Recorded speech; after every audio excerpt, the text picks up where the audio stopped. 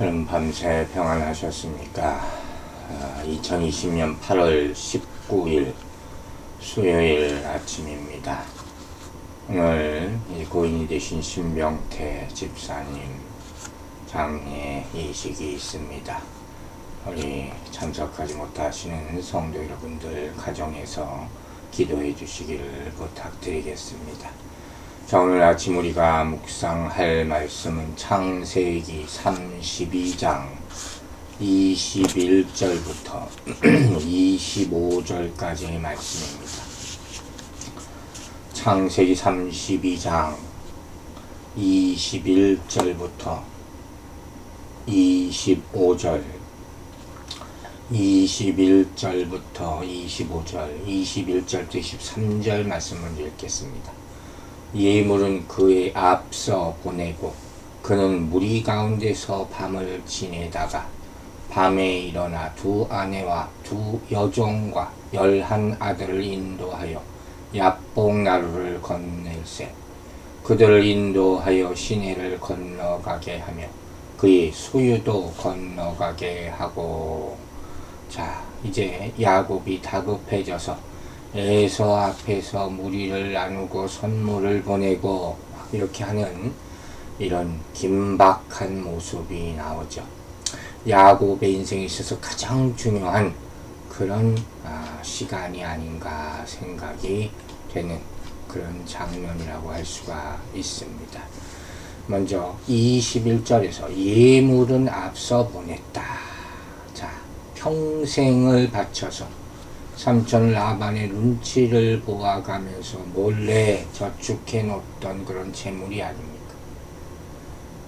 그러나 그와 그의 가족의 생명마저 기약할 수 없는 그런 위태로운 상황이 되자 이제 야곱은 에서에게 바치기 위해서 다 떠나보냅니다. 그 심정이 아마 참 착잡하고 비통했을 것입니다. 22절에서 이제 그가 야복나루를 건너는 그런 장면이 나오죠. 가족들로 하여금 먼저 이 야복강을 나루터를 건너게 하는. 야복이라는 말은 갈릴리 호수와 사해 중간에 위치한 그런 요단강의 동쪽 지류라고 합니다. 우기가 되면 아주 집중적으로 물이 많이 흐르는 그런 천이라고 할 수가 있죠. 싸우다라는 의미를 지닌 야바크라는 단어에서 요래해서 씨름꾼이라는 이름을 가지고 있는 개천이다 생각하시면 될 것 같습니다. 이곳에서 겪은 야곱의 신비한 경험, 이제 후에 나오겠죠. 이것을 기념해서 후대 사람들이 이렇게 야복이라 씨름이다 하는 이름을 붙인 것으로 추측할 수가 있습니다. 오늘날에는 다른 이름이라고 부른다고 합니다. 여러분, 나루라는 말을 아시죠?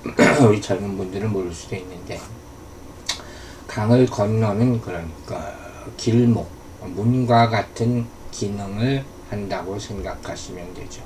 영토로 들어가고 나가는 출입구, 또 전쟁 때에는 군사적, 전략적 가치가 있는 곳이라고 할 수 있죠. 배를 정박하는 그런 곳이니까.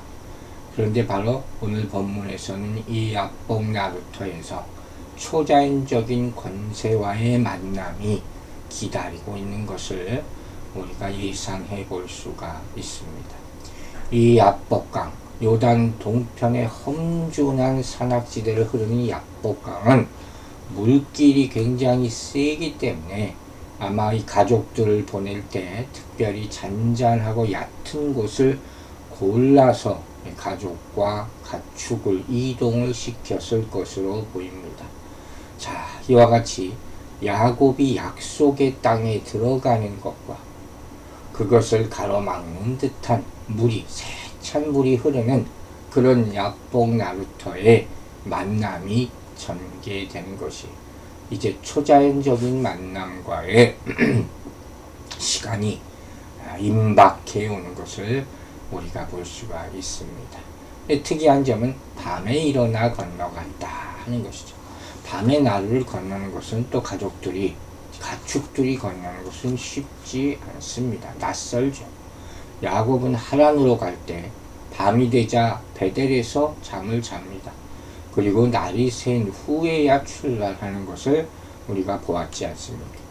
왜 굳이 이렇게 밤에 일어나서 나루를 건너게 했을까?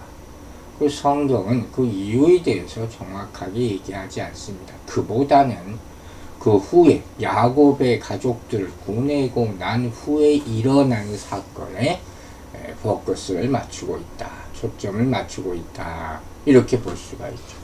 이 모습은 뭐 비교할 수가 좀 구묘나 이런 면에서는 틀리겠지만 모세가 출애굽 당시 홍해를 건넜을 때 이스라엘 백성들을 홍해를 건널 때의 모습과 유사합니다. 모세가 바다 위로 손을 내밀고 이제 여호와께서 그 물이 동풍이 밤새도록 바닷물을 물러가게 했다 하지 않습니까? 그래서 물이 갈라져서 바다가 마른 땅이 된지라 출애굽기 14장 21절에 나와 있어요.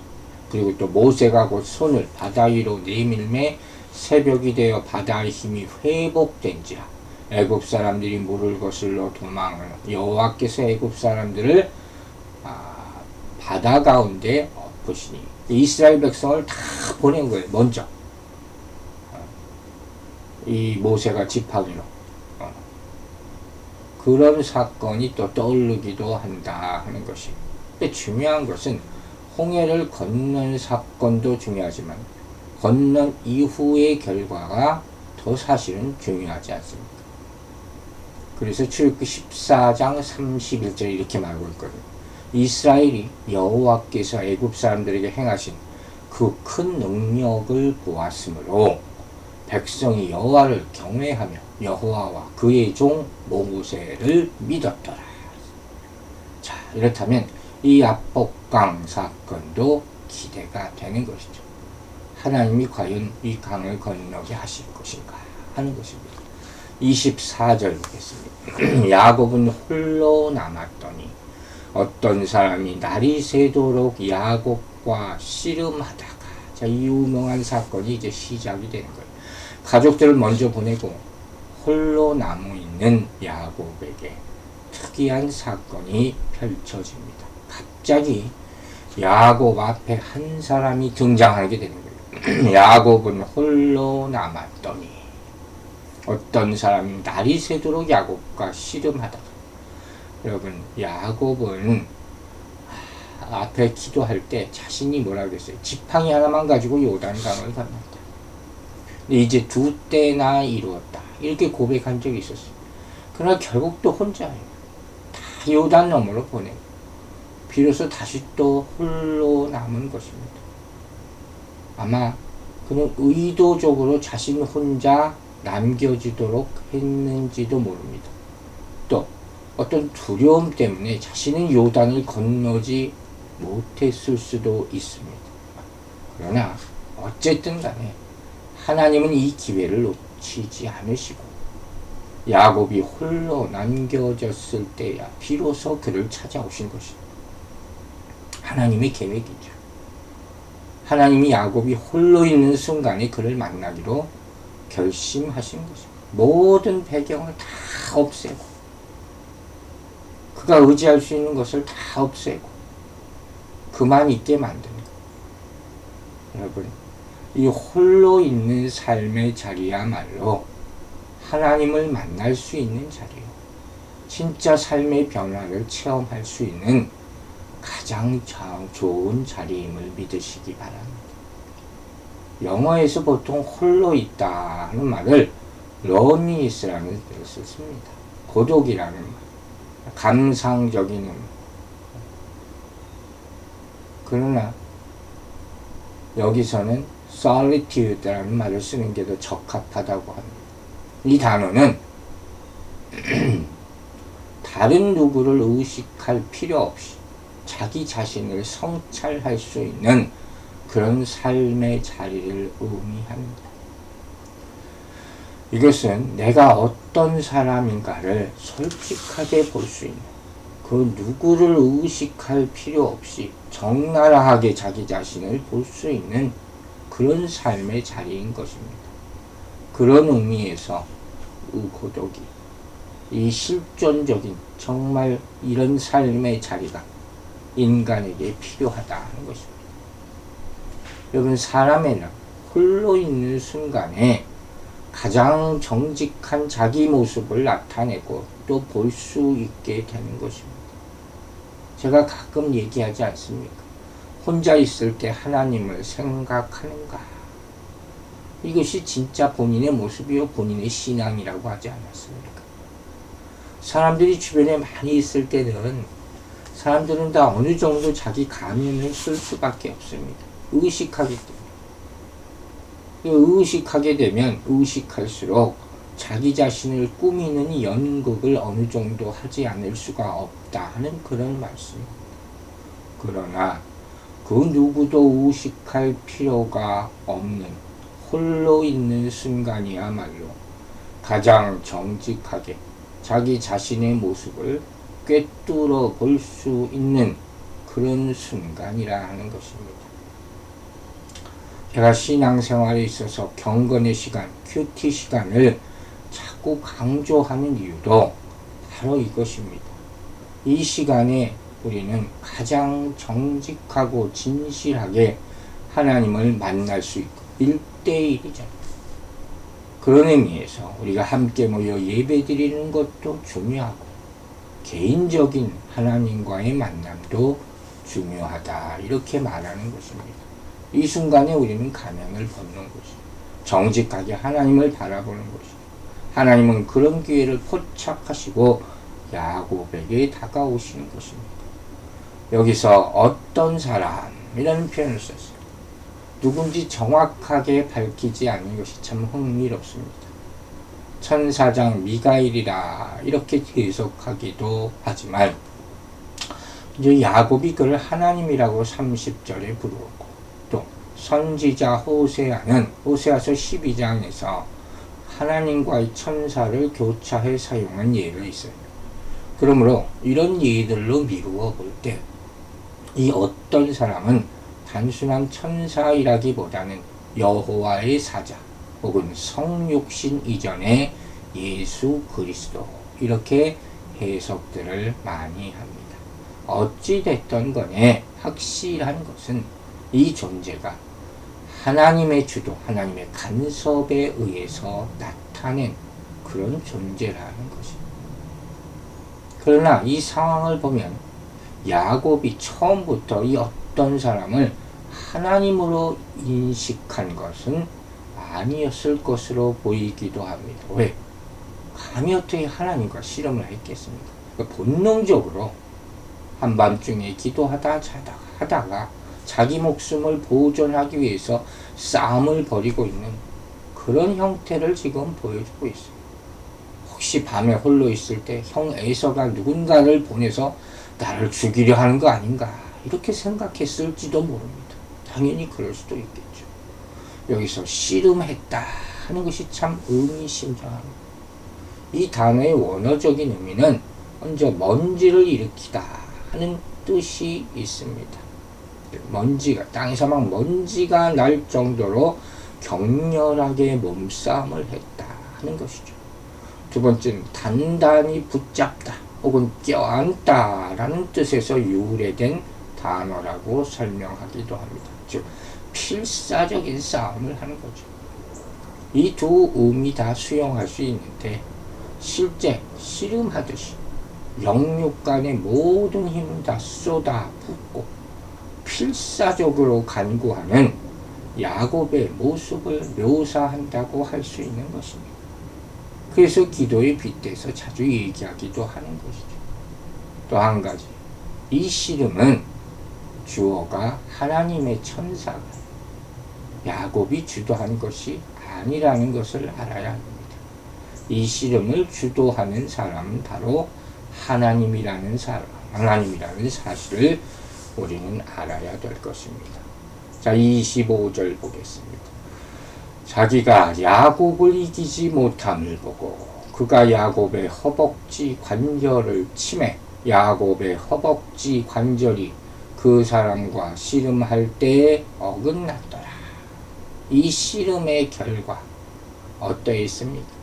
누가 이겼습니까? 주일날 설교 제목이 이거였죠.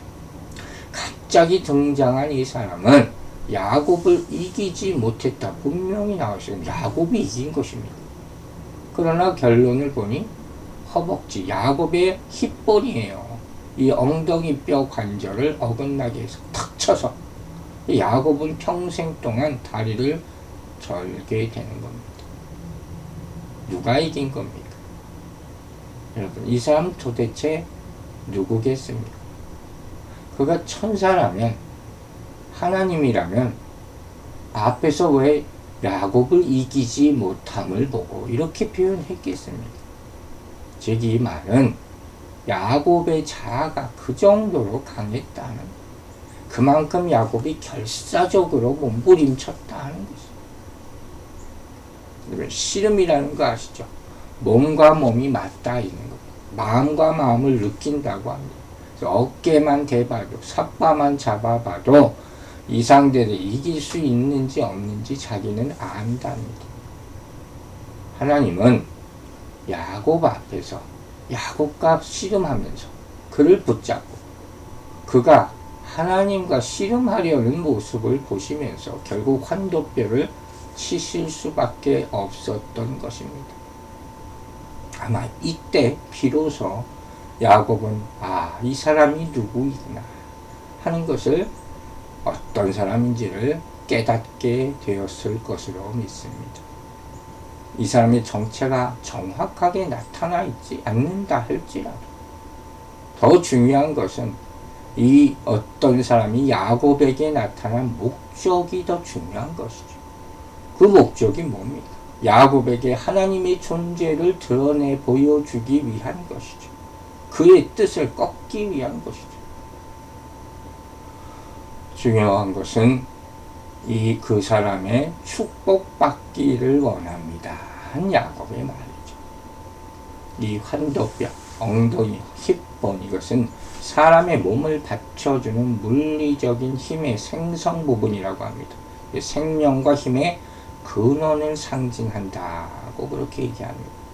따라서 하나님은 야곱의 이 뼈를 치셔서 지금까지 적인 수단에 의지해왔던 야곱을 완전히 꺾으심으로 이후에는 하나님만을 의지하게 한 것이었고, 또한 예표적으로는 장차 그의 허리에서 나올 이스라엘의 운명 역시 인간적 수단에 의지하게 될 때 이처럼 무력하게 될 수밖에 없다는 경고의 표시가 되는 것입니다.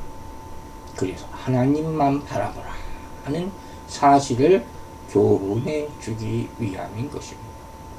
바울 사도가 고린도후서 12장 10절에서 뭐라 그랬습니까? 약할 때 강해진다. 이 원리를 우리는 깨달아야 할 것입니다. 드디어 하나님께서는 야곱을 꼼짝 못하게 만드십니다. 여러분, 내가 무엇을 해야 되겠다, 내가 할 수 있다, 그 생각이 바로 야곱의 인생입니다. 그것 때문에 내 삶이 하나님으로부터 멀어지고 있습니다. 그렇다면 할 수 있다는 나의 능력 자체가 결코 축복이 아니라는 사실을 알아야 되는 것입니다. 내가 끝났다고 생각하면 하나님은 일하기 시작합니다.